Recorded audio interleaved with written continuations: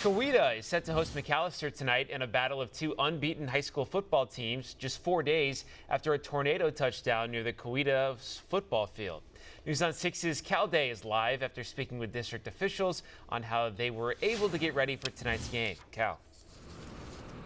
And that's right, Coop. Good morning. Coweta Superintendent Jeff Holmes tells me a lot of debris scattered across the football field here after that tornado. He says tonight, however, they're going to be ready to go, and that's thanks in part to a lot of students and other community members who helped get this place cleaned up.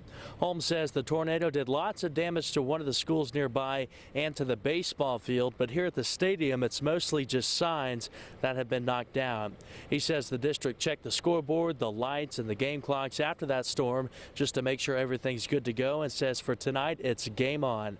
Much of that is because of the help of student athletes, FFA kids, and band members who were among those coming out with their four-wheel drive trucks on Monday morning to help get the field ready to go.